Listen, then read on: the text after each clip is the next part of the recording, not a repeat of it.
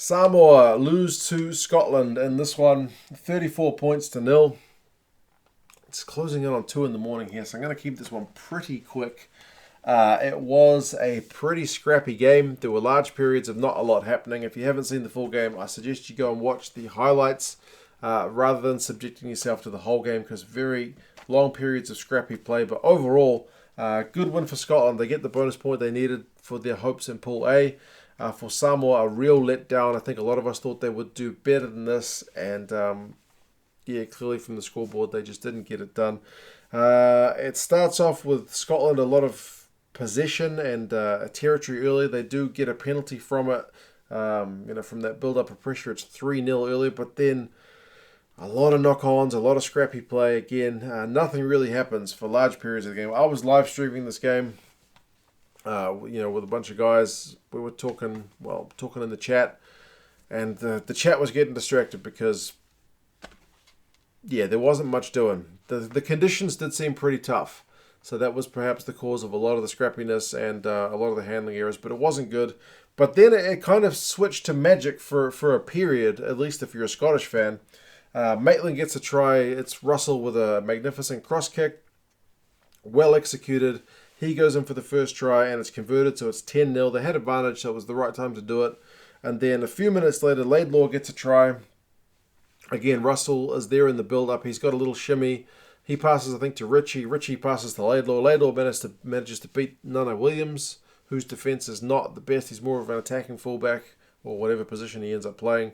I think he beats PC as well, but PC was kind of more just around the vicinity. It was Nana Williams who needed to make the tackle. So that's 17-0. And then Hogg, which is probably my favourite moment of the game, kicks a magnificent long-distance drop goal. PC clears, kicks for touch, but Scotland take it quickly. He must be 40-plus metres out. Hogg kicks drop goal. He turns around because he knows he's going to get it. It's that well struck. The distance is he's not got it hugely well over, but comfortably over. So, it goes in there 20 points to 0 at halftime. So, a real brief flurry of points for Scotland. Other than that, a lot of the half was, again, not the best watch.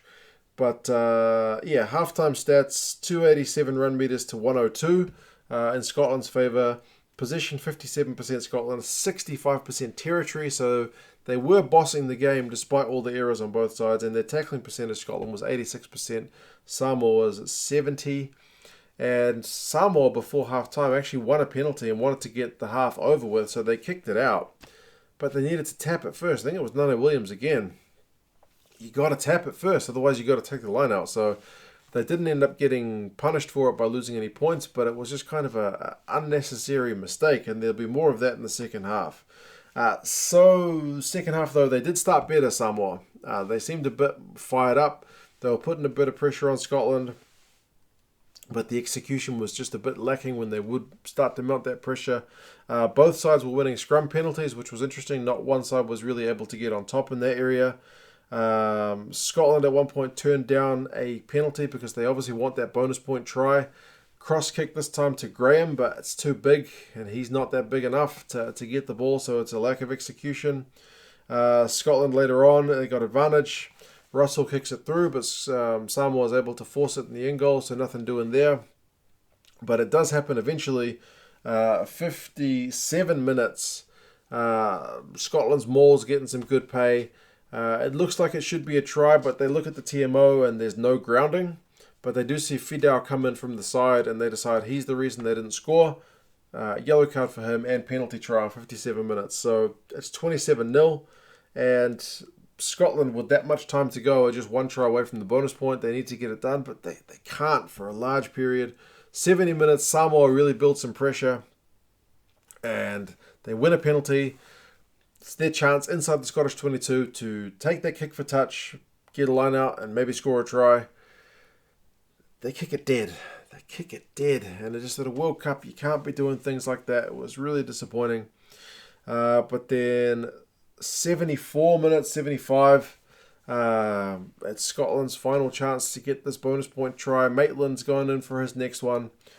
It's Fidel again. He comes in. I guess he realizes he's not going to get there. Maybe he pulls out, but either way, his legs end up sliding into Maitland, who is sliding over for a try, but he's still short at that point. The knees kind of slide into Maitland, and it dislodges the ball, so it ends up being a penalty try and a second yellow card for Fidel, so he's red carded, and that's the bonus point for Scotland. So job done. And yeah, Fidel's off for the remainder of the game. That being said, despite the red card, Samoa don't give up. They have the last little play.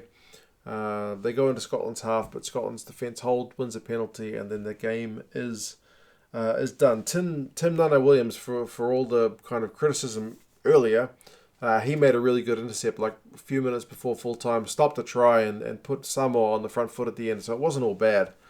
But no points at the end of it. So, yeah, job done for Scotland without playing their best.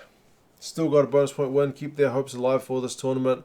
Samoa let down after that second half performance against Russia, so we'll see what happens with their remaining games. The final stats, Samoa had 282 run meters, Scotland 521, so quite dominant.